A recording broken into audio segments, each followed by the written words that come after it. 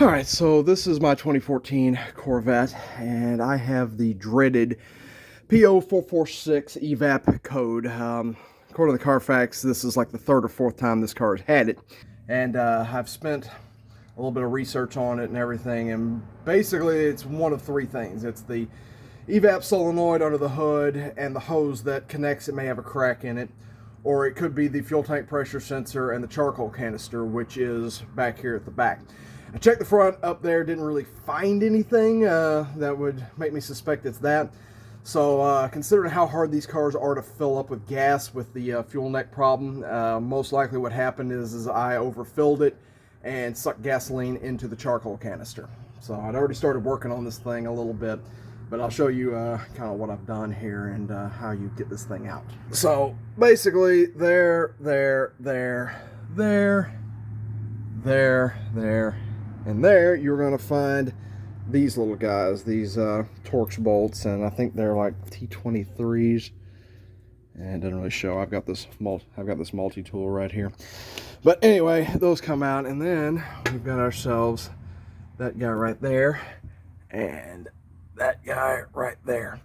So that is likely going to be the mighty 10 millimeter. Yeah, exactly what it is. Okay.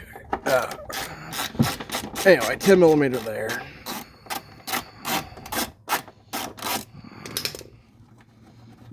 And this is the back passenger wheel well on this thing, where our canister is. And then we got this guy right here, which these are always annoying. Is basically get a screwdriver up in there and work it. There is a tool they make for this, which I had it one time back in 2005, but God knows what happened to it.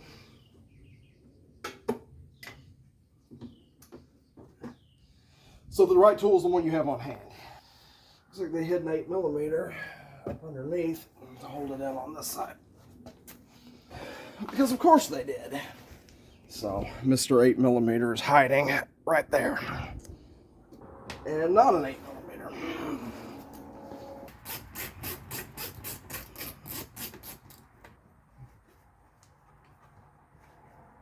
Are you kidding me? There's another one a little further back, because apparently this wheel well goes way up in there. Now, why it goes way up in there, you got me.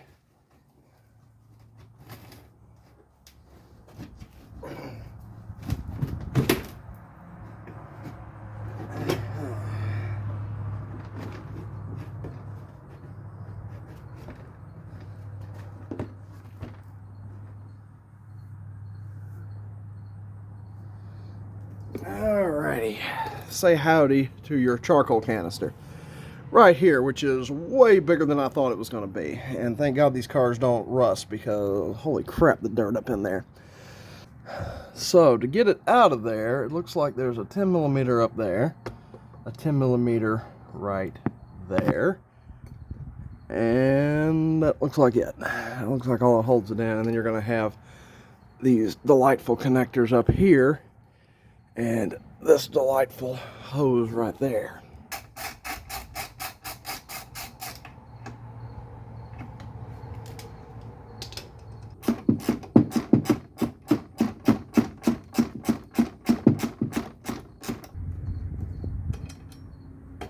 Well, mother was in there.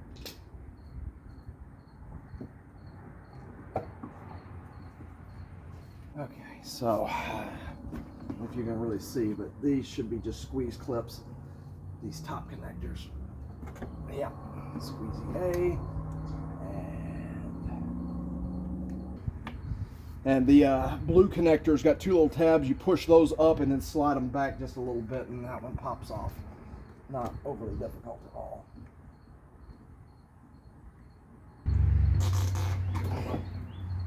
Alright, so this is your charcoal canister.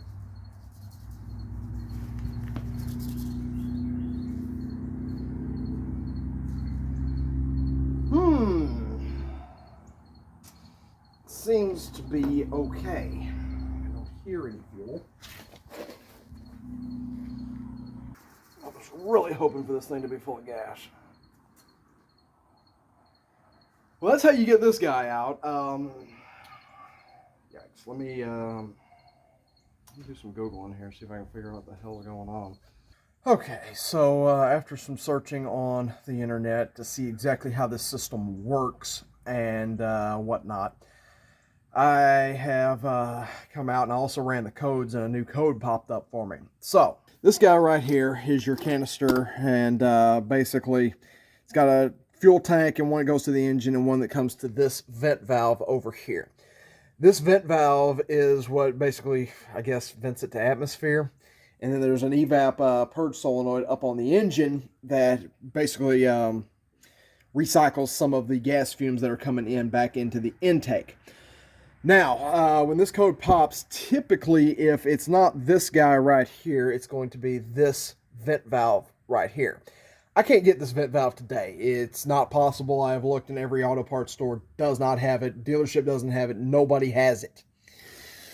But my secondary code is for the fuel tank pressure sensor. This guy right here, fuel tank pressure sensor. And this guy is basically what tells the computer, hey, what's going on in the tank for fuel pressure and or the fume pressure and all that stuff, and say, hey, you know, when this stuff opens, this is what tells the ECM what the tank pressure is at that particular time. And this is the code that fired off. Now, typically, this thing is a $80 part buried, you know, $2,000 deep, because it's usually on top of the gas tank. And something I am delighted to say is thank you to GM, because you don't have to change the fuel tank on this. They put it right in the bottom of the fuel canister, so thank God. So we are going to pop this guy out, pop the new one in, reset all the codes, and take her for a drive and see if this pops. And I'm hoping that this guy is what's broke on there, because I can't find anything else. There's no smoking gun. If it's not that, it's this. And if it's not this, it's the one up there. But without a Tech 2 tool, I couldn't tell you which one is actually malfunctioning. But since I have two codes, one for this is the guy I'm going for. It's my scientific wild-ass guess. So, all right, so this guy is the easiest thing in the world to replace. Basically, you pop this little cover off. Yeah, whatever. Doesn't matter. You just grab it and pull. I need two hands. So, yeah, this just slides out. Apparently it's being stubborn. Get a screwdriver. There we go. So, see, it's just friction fit with this seal right here. I'm guessing this is my problem. Tastes like gasoline.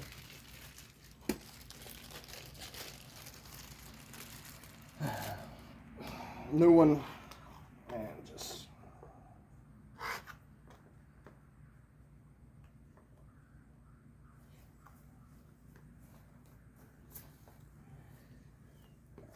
little WD-40 on the seal.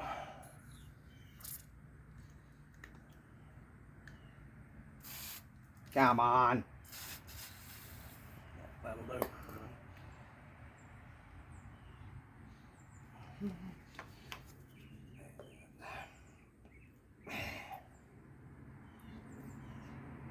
Voila.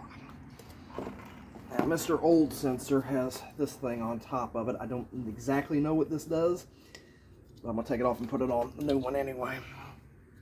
Like I said, don't know what it does, but I'm putting it on. This thing ain't a pain in the ass at all.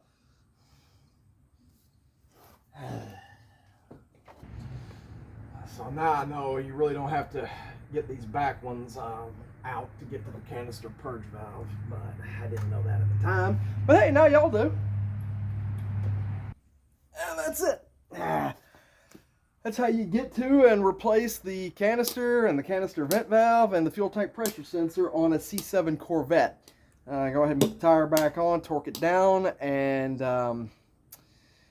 clear the codes out, and then pretty much I have to wait. I have to go drive it and see if that fixed it. And last time it took a week for it to pop, so here's hoping, fingers crossed, that fixes it. If it doesn't, I'm gonna be back in there for the canister vent valve.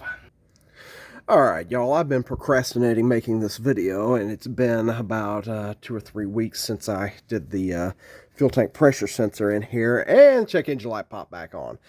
Thought I had it fixed. I did not. So, we are moving on to the next of the usual suspect, which is this guy. And this guy right here is your vent valve solenoid. And it honestly makes sense that this has been the cause of my PO446 problem, because this thing is impossible to fuel up at a gas station. I mean, it literally takes me 10 minutes to fill the tank because I'm fighting it so much. So, looking at this, I would say that little piece right there has to be pushed out of the way, and then this guy will come right off. Oh yeah, that's super easy. You just give it a pull.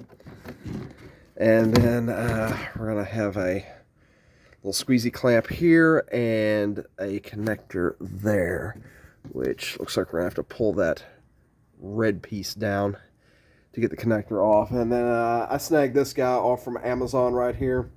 I'll put the part number down below, and it was like 19 bucks for a GM versus 70 at my local auto parts store. So yeah, and this is an actual GM part. This is not a Chinesium. So let me go ahead and pull this guy down.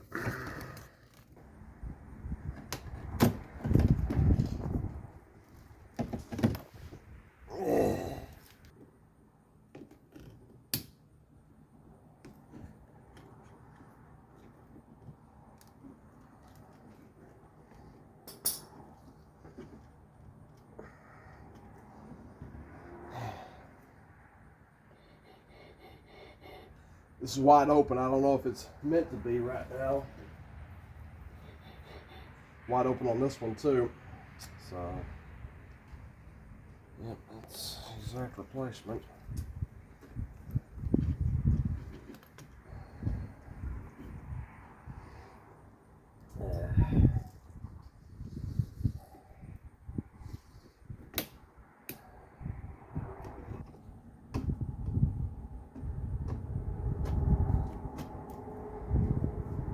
And just like that, we're back in, and I can reassemble this thing again and reset the code, and hopefully that one fixes it. I don't think it's the one under the hood, because I accidentally unhooked it and it was pumping the way it should. So if it's not that, we might have a problem between here and there. But we will see, and here's hoping this one fixes it. So thanks for watching.